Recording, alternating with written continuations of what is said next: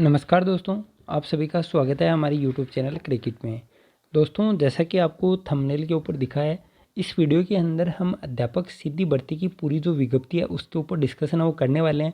दंडवत आरक्षण वो क्या होता है, क्योंकि कल मैंने ये साइंस मैथ की कट ऑफ बताई थी, उसके अंदर समझ नहीं आया तो एग्जाम्पल के रूप में भी हम समझेंगे। ठीक है। इसके अलावा कौन कौन से डॉक्यूमेंट आपको अभी बनवाने हैं, कौन कौन से डॉक्यूमेंट आपको सिलेक्शन के बाद चाहिए, उसके बारे में भी डिस्कशन करने वाले हैं। और सबसे बड़ी बात ये थी कि 2 से ज़्यादा फार्म किस प्रकार बनने हैं, कौन सा फार्म वो मान्य होगा, कौन सा अमान्य होगा। तो कंप्लीट डिस्कशन हम इस वीडियो के अंदर करने वाले हैं। ये पूरा वीडियो आप देखेंगे तो शायद मेरे हिसाब से कोई डाउट आपका नहीं रहेगा। फिर भी अगर कोई डाउट रहता है तो आप यहाँ पर कमेंट कर सकते हैं। और साथ की टेलीग्राम चैनल का लिंक आपको डिस्क्रिप्शन बॉक्स में मिलेगा, वहाँ से भी आप कुछ भी पूछ सकते हैं। ठीक है, वहाँ भी आप कमेंट है वो कर सकते हैं। और टेलीग्राम चैनल के लिंक अगर ओपन नहीं होता है तो आप सर्च भी कर सकते हैं। जो हमारी यूट्यूब चैनल का नाम है, सेम टू सेम नाम है टेलीग्राम चैनल का। ठीक है, क्रिकेट विथ विकास चौधरी। अब बात करते हैं आगे। तो सबसे पहले तो ये आपकी ये क्या है, सीटों की संख्या आपको दे रखी है। फार्म आपको 10 जनवरी से शुरू होंगे और 9 फरवरी वो लास्ट डेट है। एसएसओ आईडी के माध्यम से आप आवेदन वो कर सकते हैं। ठीक है, तो इसके बाद हम बात करते हैं, ये चालान है 100 रुपये, 70 रुपये, 60 रुपये। ठीक है, इसके बाद हम बात करते हैं ये सीटों की संख्या है, कौन से डिस्ट्रिक्ट के अंदर कितनी सीटें हैं, ये आप सबको पता ही है। हम सीधा चलते हैं आपकी विज्ञप्ति के अंदर, नियमों के अंदर कौन कौन सा नियम है वो क्या कहता है, क्योंकि नियम कुछ समझ में नहीं आ रहे थे, ये आपके डाउट था। ठीक है, तो मैं आपको पूरा एकदम विस्तार से समझाने की कोशिश करूँगा। तो ये देखिए, सबसे पहले हम बात करते हैं, ये लेवल प्रथम हो चाहे लेवल सेकंड हो ना, लेवल प्रथम हो या सेकंड हो, नियम लगभग सेम ही है। ठीक है, तो हम यहाँ से ही बात है वो कर लेते हैं। तो सबसे पहले आप देखेंगे तो ये देखिए, ये तो न्यूनतम पासिंग मार्क है कि आपका रीट के अंदर 60% स्कोर आपको, अगर आप यूआर कैटेगरी से हैं, ईडब्ल्यूएस, अन्य पिछड़ा वर्ग, अति पिछड़ा वर्ग, एससी एसटी, इससे आप हैं तो 55% आपको चाहिए। और समस्त श्रेणी की विधवा, परित्यक्ता महिलाएं और भूतपूर्व सैनिक के लिए 50% नंबर वो चाहिए। 50% का मतलब है कि 150 नंबर का जो आपका पेपर था उसमें से आपको 75 क्वेश्चन आपको सही होने चाहिए। ठीक है, निःशक्त जन श्रेणी का 40% है और शहरिया जाति के लिए 36% आपको कम से कम नंबर वो चाहिए। ठीक है, तो ये देखिए, सबसे पहले हम जो नियम नंबर 2 है उसको देखते हैं। इसके अंदर बोला हुआ है कि गैर अनुसूचित क्षेत्र की रिक्तियों के लिए अनुसूचित क्षेत्र सहित संपूर्ण राजस्थान और राजस्थान के बाहर के निवासी भी पात्र होंगे। इसका मतलब ये है कि जो नॉन टीएसपी एरिया के 30 जिले हैं, जहाँ पे ये ऊपर आपने देखा होगा शायद 11,500 के आसपास पद थे लेवल फर्स्ट में, और आप अपने सब्जेक्ट के अनुसार पदों को देख लेना। तो इनके अंदर फॉर्म कौन कौन अप्लाई कर सकते हैं, जो अदर स्टेट के जो भी निवासी हैं, मान लीजिए कोई एमपी से है, यूपी से है, वो यहाँ पे फॉर्म अप्लाई कर सकते हैं ना, नॉन टीएसपी में। और साथ ही में राजस्थान में भी जो टीएसपी मतलब एरिया है, वहाँ के रहने वाले कैंडिडेट हैं वो भी अप्लाई कर सकते हैं। ठीक है, तो उनके पास ये 2 ऑप्शन है, वो आप खुद के टीएसपी एरिया में भी अप्लाई कर सकते हैं और नॉन टीएसपी एरिया के लिए भी अप्लाई है वो कर सकते हैं। ठीक है, इसके अलावा जो आगे वाला नियम आप देखेंगे तो आगे वाला नियम बोल रहा है कि अभ्यर्थियों द्वारा निर्धारित तिथि तक ऑनलाइन आवेदन करना होगा, ये तो आपको पता ही है। ठीक है, फिर आवेदक द्वारा संबंधित पद हेतु एक से ज़्यादा ऑनलाइन आवेदन करने पर अंतिम आवेदन पत्र मान्य होगा। अब इसका मतलब क्या है, इसके अंदर डाउट है वो सबसे ज़्यादा थे। डाउट क्या था, मान लीजिए अब साइंस मैथ से है तो वो तो साइंस मैथ से फॉर्म अप्लाई करेगा, उनके पास तो कोई ऑप्शन है नहीं। ऑप्शन कहाँ है, ऑप्शन है एसएसटी के अंदर। यहाँ पे ऑप्शन क्यों, क्योंकि अब मान लीजिए जिसके ग्रेजुएशन में इंग्लिश है उसके क्या है, एसएसटी तो है ही है, तो वो एसएसटी से भी फॉर्म वो अप्लाई करेगा और इंग्लिश से भी करेगा। अगर मान लीजिए किसी के हिंदी है तो हिंदी से भी करेगा और एसएसटी से भी करेगा, और इसी के साथ संस्कृत है तो वो एसएसटी से भी करेगा और संस्कृत से भी करेगा, है ना। उर्दू के साथ भी यही है, पंजाबी हिंदी के साथ भी यही है। ठीक है, तो आपका यहाँ से कोई लेना देना नहीं है ना। 2 जगह से फार्म भरना है, कि मान लीजिए आप इंग्लिश से फार्म भरते हैं और एसएसटी से भरते हैं तो यहाँ पे फॉर्म नंबर आपका अलग होगा, यहाँ पे फॉर्म नंबर आपका अलग होगा, दोनों का अलग अलग चालान कटेगा। अगर यूआर से यहाँ आप हैं तो 100 रुपये का चालान आपको एसएसटी से फॉर्म भरने के लिए कटवाना पड़ेगा और 100 रुपये का चालान ही आपको इंग्लिश के लिए भी कटवाना पड़ेगा।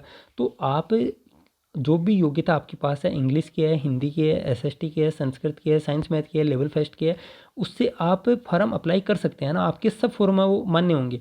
यहाँ पे बात क्या हो रही है, यहाँ पे ये बात हो रही है, मान लीजिए आप एसएसटी से हैं या फिर लेवल फर्स्ट से हैं और आपने लेवल फर्स्ट के 2 फार्म भर दिए या फिर एसएसटी सब्जेक्ट से 2 फार्म भर दिए, तो उसमें आपका जो बाद वाला फार्म है ना, जो आपने दूसरी बार भरा वो आपका मान्य होगा। ठीक है, इसका मतलब ये है, ये नहीं है कि आप मतलब इंग्लिश और हिंदी से भर दिया तो आपका हिंदी वाला मान्य होगा, इंग्लिश वाला नहीं होगा, ये बात नहीं है ना।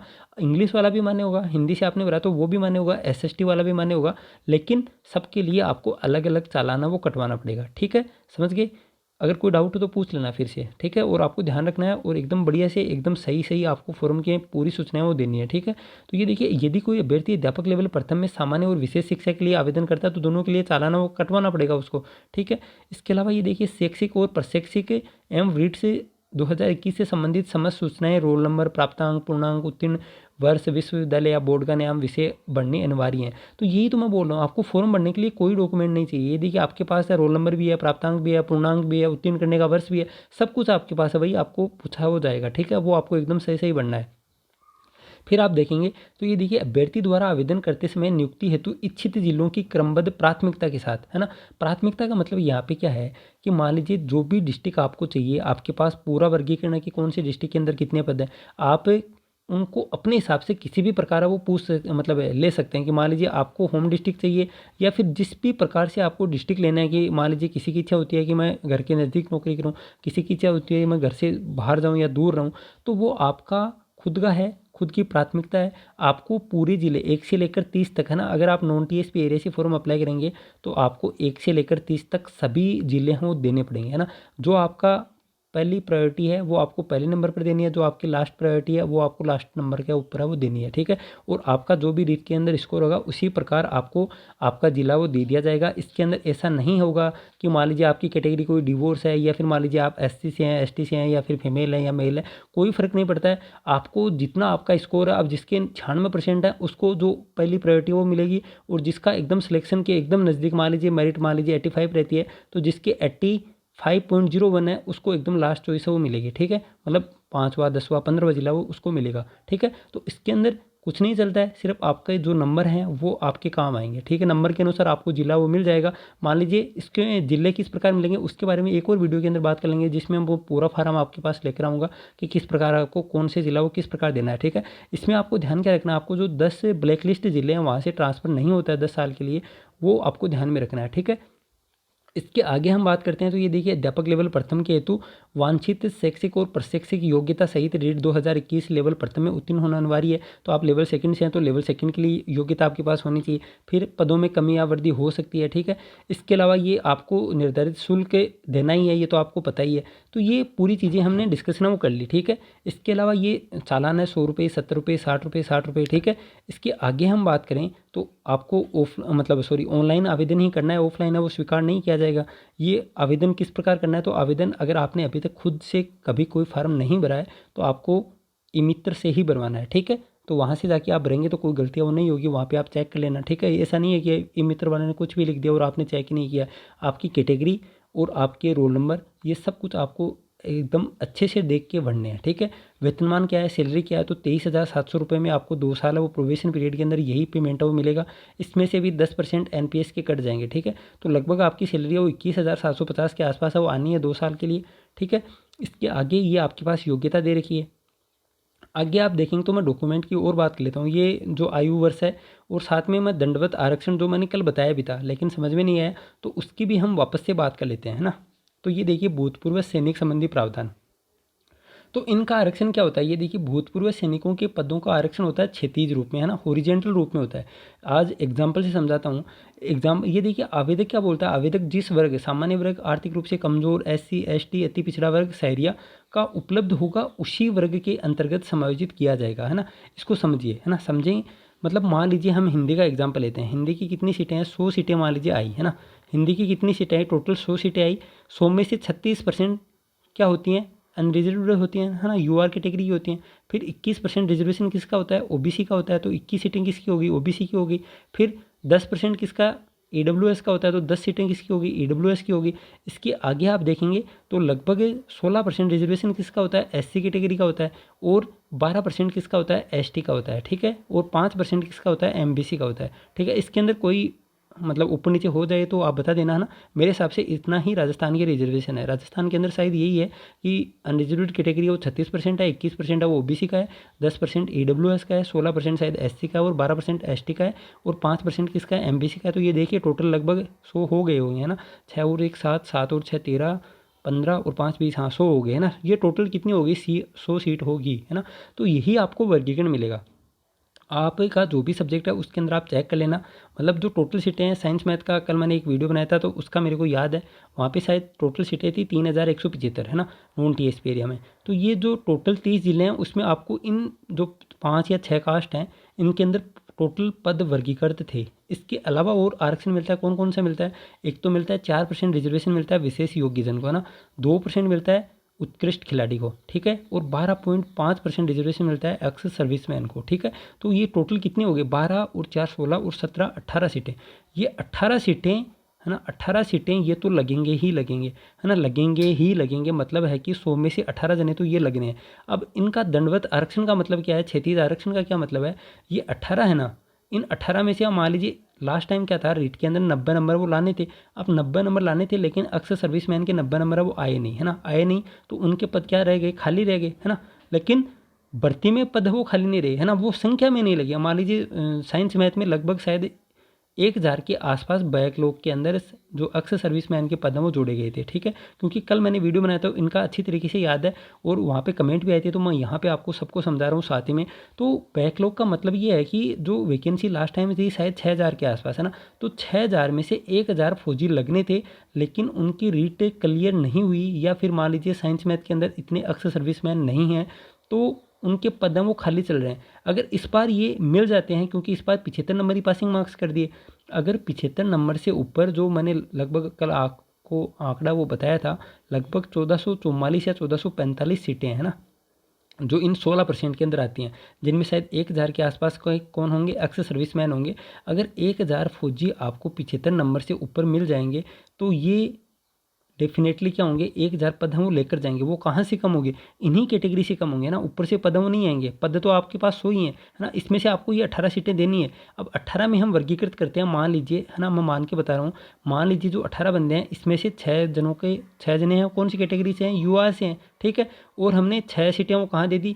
ओबीसी को दे दिया ना, ओबीसी के मान लीजिए 6 बंदे हैं। फिर हमने 3 बंदे किसके दे दिए? ईडब्ल्यूएस के दे दिए, ठीक है। और हमने 2 बंदे किसके दे दिए? है ना, 2 बंदे हमने दे दिए मान लीजिए एमबीसी के दे दिए, और 6 और 6 12, 3 15 और 2 16, और फिर एक बच गया वो एससी का हो गया, एक बच गया वो एसटी का हो गया, है ना। मान लीजिए इस प्रकार से ये बंदे हैं वो सिलेक्ट हो जाते हैं 18। तो फिर यूआर कैटेगरी में जो टोटल 36 सीटें थी ना, 36 में से 6 तो कौन ले गए? दंडवत आरक्षण वाले ले गए, वो चाहे पीएच वाले हों, वो चाहे उत्कृष्ट खिलाड़ी हो, तो वो चाहे अक्सर सर्विसमैन हो, है ना, तीनों एक ही कैटेगरी के अंदर रहते हैं, तीनों का दंडवत आरक्षण है ना। तो मान लीजिए 6 अनरिजर्वेड कैटेगरी के लग गए, तो जनरल की सीटें कितनी बची? 36 में से 6 आप घटा दीजिए, 30 ही सीटें बची। ये 30 आपके चाहे 90 प्लस हैं, है ना, 90% बोल रहा हूँ ना, 135 प्लस हैं, तो आपका सिलेक्शन तभी होगा जब आपके मतलब सीटें वो बचें, है ना, सीटें बचेंगी तभी आपका सिलेक्शन होगा। अक्सर सर्विसमैन पास होते ही उनकी मेरिट वो अलग निकलती है ना, उसका आपसे कोई लेना देना नहीं है। अगर तभी मैं बोल रहा था ना, कल मैंने तभी बताया था कि 1444 बंदे अगर पास हैं तो सबसे पहले ये लगेंगे, है ना। इतनी सीटें आपकी 3175 में से क्या हो जाएंगी? कम हो जाएंगी, ठीक है। और इनमें भी एक खास बात ये होती है कि ऐसा नहीं है कि जो बच गएंगे उनका फिर वर्गीकरण दोबारा से होगा, ये नहीं है ना।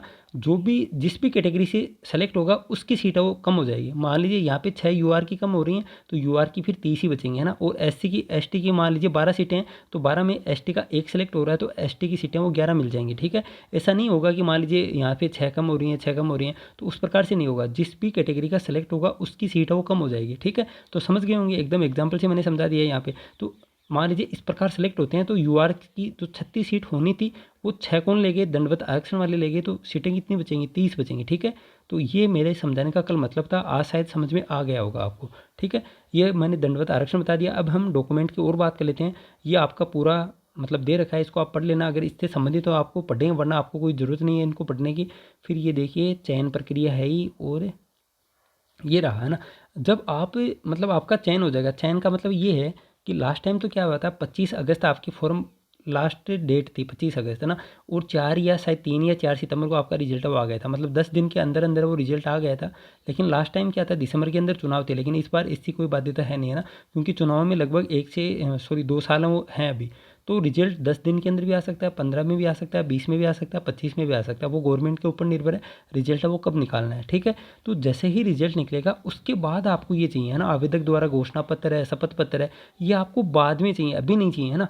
अभी नहीं चाहिए आपको। अभी सिर्फ आपके पास क्या क्या चाहिए वो मैंने आपको ऊपर ही बताया, आपके पास जो आप स्पेशल कैटेगरी का जो लाभ ले रहे हैं वो आपको डॉक्यूमेंट चाहिए, है ना। स्पेशल कैटेगरी का मतलब क्या है, मान लीजिए आप EWS कैटेगरी से हैं तो EWS का सर्टिफिकेट आपके पास 9 फरवरी के पहले का होना चाहिए, ठीक है। फॉर्म की आपकी जो लास्ट डेट है उसके पहले का होना चाहिए।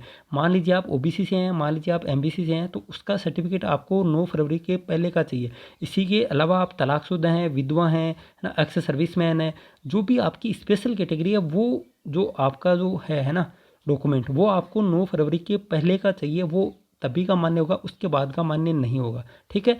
इसके अलावा ये सब चीज़ें ना, ये सब चीज़ें आपको कब चाहिए, जब आप मतलब आपका क्या हो जाए, चयन हो जाए, है ना। चयन होने के बाद आपको क्या होता है, साथ ही में कट ऑफ के साथ ही डिस्ट्रिक्ट अलॉटमेंट लिस्ट है वो जारी होती है।